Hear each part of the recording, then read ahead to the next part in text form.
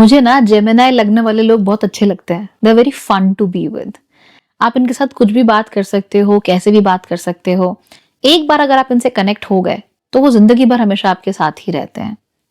लेकिन जब Gemini D9 में राइज हो रहा हो, यानी जेमिनी लग्न आपके नवमांश चार्ट में हो, तो इस साइन की क्वालिटीज कहीं ज्यादा गहरी हो जाती हैं और जिंदगी भर बढ़ती ही चली जाती हैं।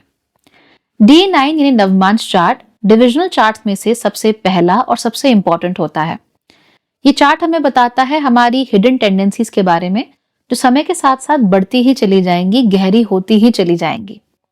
इसके साथ साथ ही ये चार्ट हमें बताता है कि अपनी जिंदगी का जो एक दूसरा पड़ाव है, यानी 33-36 की उम्र के बाद, वहां पर हम कैसे बिहेव करेंगे, कैसे बनते चले जाएंगे। एंड फाइनली ये हमें दिखाता है कि रिलेशनशिप्स में, खासतौर पे शादी के बाद, हम लोग कैसे बिहेव करते हैं, हम क्या चाहते हैं, और जिंदगी में हमारी जो प्रायोरिटीज होती हैं या जो हमारी पर्सनालिटी होती है किसी के साथ मिलकर, वो किस तरीके से बदलती है, किस तरीके से चेंज होती है या इंटरैक्ट करती है। तो अभी तक हम 2 राशियों के बारे में बात कर चुके हैं, एरीज और टॉरस। आज हम बात करने वाले हैं जेमिनी यानी कि मिथुन राशि के बारे में। So let's get started. Gemini यानी मिथुन राशि के बारे में वैसे भी कहा ही जाता है कि ये राशि बहुत बातूनी होती है, एंड अनडाउटेडली होती है। They talk a lot. लेकिन यहां पर भी क्या होता है कि जेमिनाइज चाहे दुनिया में कितने भी लोगों से कितनी भी बात करें, सबसे वो बात करना नहीं चाहते। बात वो केवल एक व्यक्ति के साथ करना चाहते हैं, right? So they want that one person जिसके साथ वो लिटरली एक ब्रेन सेल शेयर करते हो, राइट? तो उठो दोनों एक साथ, बैठो तो बैठो दोनों एक साथ। वो किसी के साथ घुल मिल जाना चाहते हैं कंप्लीटली। इसीलिए जब शादी की बात हो रही होती है या रिलेशनशिप्स की बात हो रही होती है, तो जेमिनाइज चाहकर भी फुल्ली कमिट नहीं कर पाते। कब? तब जब उनको वो ट्विन वाली फीलिंग नहीं आती, वन ब्रेन सेल वाली फीलिंग नहीं आती। जब तक उनको वो फीलिंग नहीं आएगी, तब तक जेमिनी वाले के लिए अपने आप को पिन डाउन करना, सेटल डाउन होना, किसी से शादी करना becomes very difficult. In fact Gemini राशि वाले, जेमिनी लग्न वाले D9 में खास तौर से, अगर इन्हें शादी करवा दी जाए, पेरेंट्स पीछे पड़ गए, कह दिया बेटा शादी कर ले, बेटी शादी कर ले, सही समय है, उम्र हो जाती है, मतलब यू नो द बहाना that we come across in Indian society, कर ले कर ले कर ले, एंड आपने शादी कर ली है, लाइक हाँ ठीक है, सारे टिक मार्क्स लग रहे हैं, सब कुछ है, कर लो। बट ना अंदर से खुशी नहीं आती, क्योंकि ये अपने पार्टनर में चाहते हैं the quality of an evil twin. एक ऐसा ट्विन जो उन्हीं के जैसा ही हो लेकिन उनसे ज्यादा एडवेंचरस हो, उन्हीं के जैसा ही हो लेकिन उनसे ज्यादा मस्त हो, उन्हीं के जैसा ही हो और उनको भी ग्रो करने में मदद करे। तो ऐसे में ये दोनों लोग अकॉर्डिंग टू जेमिनी लग्न एक दूसरे से एनर्जीज को क्या करते हैं, शेयर करते हैं। तो थोड़ा एक आगे बढ़ा तो दूसरा उसको देख के आगे बढ़ा, फिर ये आगे बढ़ा, फिर ये आगे बढ़ा, फिर ये आगे बढ़ा, फिर ये भी आगे बढ़ गया। So you getting it right, they both want to be together, connected, quantum entanglement between the two. तो ये जो जेमिनी राशि वाले होते हैं ना, इनको यही चाहिए होता है, राइट? जेमिनी लग्न ये चाहता है कि हमारे साथ कोई ऐसा हो जिसके साथ वी आर लाइक 100% इन्वॉल्व। इसको पता है मैं क्या बोल रहा हूँ। दिस इज द पर्सन जो वो चाहते हैं कि उनके सेंटेंसेस को कंप्लीट करे। ये एक ऐसा व्यक्ति चाहते हैं जो कि उनका दिमाग पढ़ ले। Is it too much? In normal circumstances हाँ लग सकता है, बट ऐसे लोग होते हैं जो आपस में इतने कनेक्टेड होते हैं दैट दे जस्ट नो, उनको पता हो जाता है कि सामने वाला क्या कह रहा है। तो the problem with Gemini is कि उनको ये पाने के लिए या ये चीज तक पहुंचने के लिए इनको बहुत सारे लोगों से मिलना पड़ता है कंसिस्टेंटली। तो मैंने कहा ना, बात ये बहुत करते हैं पर they don't want to, they want to talk to just one. और वो ढूंढने के लिए they have to go through a lot of people. इसीलिए जब ये प्यार की बात हो रही हो, आप अपने जेमिनी की हिस्ट्री देख सकते हो। 9 आउट ऑफ 10 केसेस में बहुत लोगों से बातें हुई होंगी, बहुत लोगों के साथ इंटरेक्शन हुआ होगा, बट बात कहीं जमी नहीं होगी। कोई रीजन नहीं है कि जमी क्यों नहीं, बस जमी नहीं। जनरली भी कोई लड़का है जेमिनी तो बहुत लोगों को जानता होगा, बहुत लड़कों को भी जानता होगा, बहुत लड़कियों को भी जानता होगा, बट जानता होगा बस, बात कहीं बनेगी नहीं, क्लिक नहीं होगा कहीं पे। तो ये क्लिक होना जेमिनी के लिए बहुत इंपॉर्टेंट होता है, और ये क्लिक होना इनके लिए इनके प्रोफेशन में भी बहुत जरूरी हो जाता है। मान लीजिए इंजीनियर है पर क्लिक नहीं हो रहा, तो क्या कर लिया, बाबा बन गए, राइट। मान लीजिए बैंक में नौकरी करते थे, ठीक है, पर क्लिक नहीं हो रहा, तो गांव जाके फार्मिंग शुरू कर दी, वो क्लिक हो गया, तो क्लिक हो गया तो हो गया, अब वो उसी में काम करेंगे, अपना 100% वो उसी काम को देंगे। तो जेमिनाइज जो भी हैं वो अपनी जिंदगी में जो भी कर रहे हो, कुछ भी कर रहे हो, बहुत जरूरी है कि उसके साथ एक ऐसा एंटेंगलमेंट हो इनका कि ये दो ना रहे, ये एक हो जाए।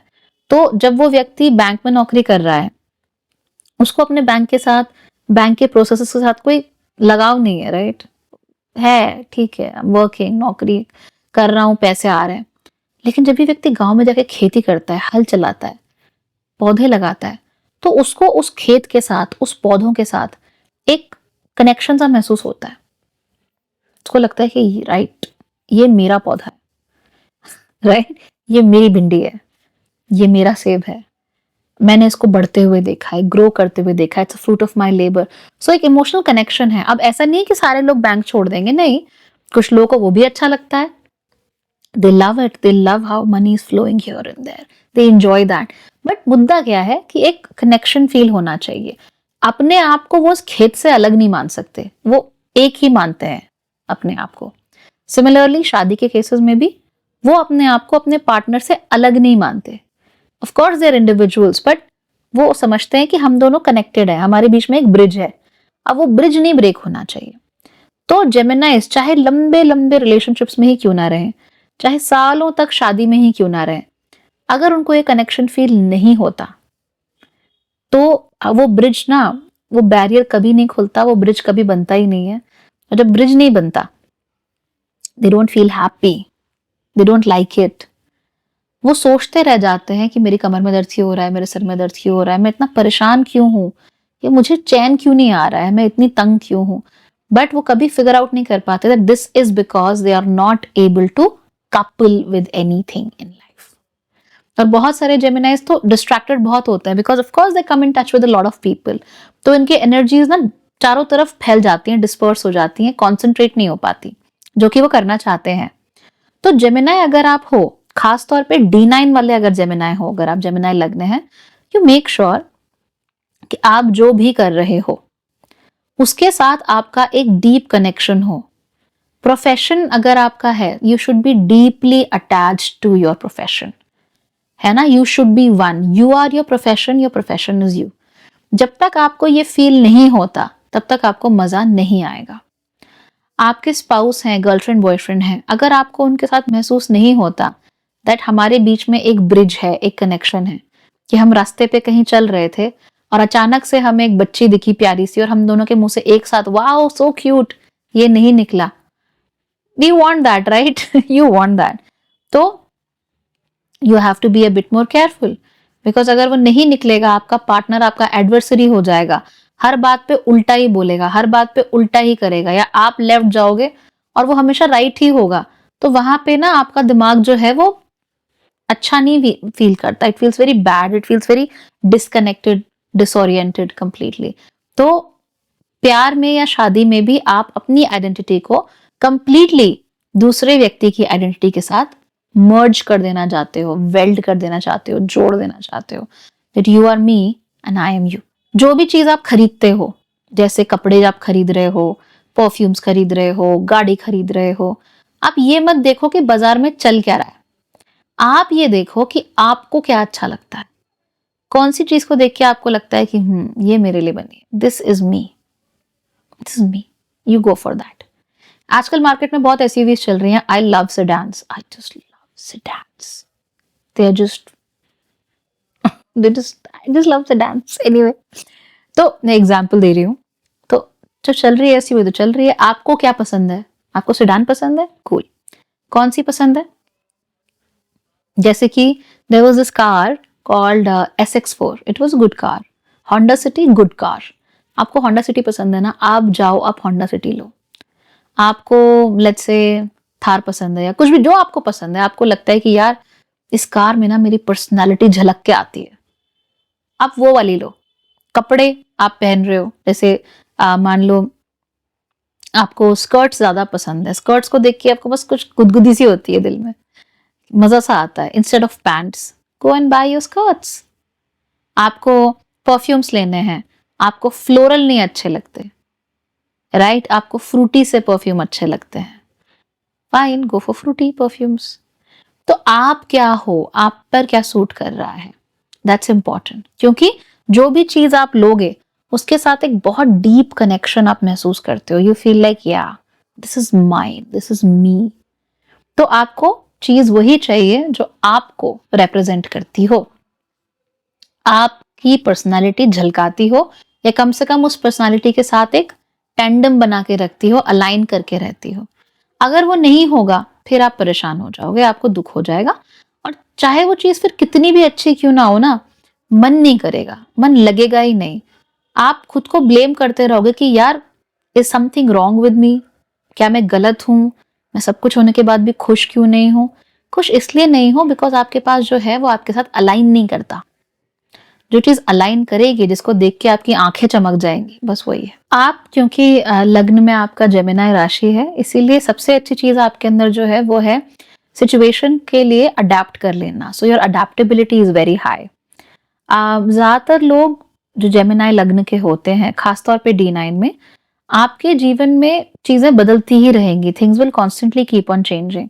तो बहुत ज्यादा स्टेबिलिटी होती नहीं है। So you know things are constantly changing, चाहे धीमे धीमे करके ही सही, but if you look back things have changed. तो ऐसे में बदलते हुए वक्त के साथ अडेप्टेबल रहना, बदलते हुए वक्त के साथ अपने आप को भी अपडेट करते रहना, ये आपके लिए बहुत जरूरी है। किसी भी कीमत पे पुरानी चीजों के साथ, थक चुकी चीजों के साथ बहुत लंबा मत रहिए। आप कोई चीज आप बहुत पसंद करते हो, आपको दिल लगा हुआ है आपका उस चीज से, तो वो आपके लिए कितनी भी हार्मफुल हो, आप छोड़ नहीं पाते हो उस चीज को। तो अगर कोई चीज आपके लिए हार्मफुल होने लगी है, उसको छोड़ो। अगर कोई चीज आपकी प्रोग्रेस में रोड़ा बन रही है, उसको छोड़ो। आप अपनी अडेप्टेबिलिटी पे ध्यान दो और डरो किसी सिचुएशन से नहीं, because life will keep on changing. बहुत ज्यादा स्टेबल नहीं रहती लाइफ, बदलती चली जाती है। तो ऐसे में आपको क्या करना है, you have to know that yes things will change, yes things will stay with me, things will go away from me. मुझे लोड नहीं लेना, मुझे टेंशन नहीं लेनी, मुझे सिर्फ इतना करना है कि मुझे आने वाले वक्त के साथ अडेप्ट करना है। जैसे बच्चे हैं, शुरू में बच्चे आपके पीछे पीछे भागते रहते हैं हर वक्त, they want your attention. Then एक टाइम ऐसा आता है, they like just leave me alone, right? अगर आपको तब भी वही पेरेंट बन के रहना है तो आपको दिक्कत हो जाएगी। Now you have to know कि सिचुएशन बदल चुकी है। बच्चा अब टीनेजर हो चुका है, किशोरावस्था में आ चुका है, उसका नेचर कुछ और हो रहा है, and that person is also going through a lot of things, allow them to. ठीक वैसे ही अब बच्चा बड़ा हो गया है, नौकरी करने लगा है, किसी दूसरे शहर में रहने लगा है। Now you have to be a different kind of parent. आपको अडेप्ट करना पड़ेगा। अब आप वही पेरेंट नहीं रह सकते जो कभी भी मन किया तो दरवाजा खोल के अंदर घुस गए, क्या कर रहा है, क्या कर रहा है, क्या कर रहा है। आई हेट दैट दो।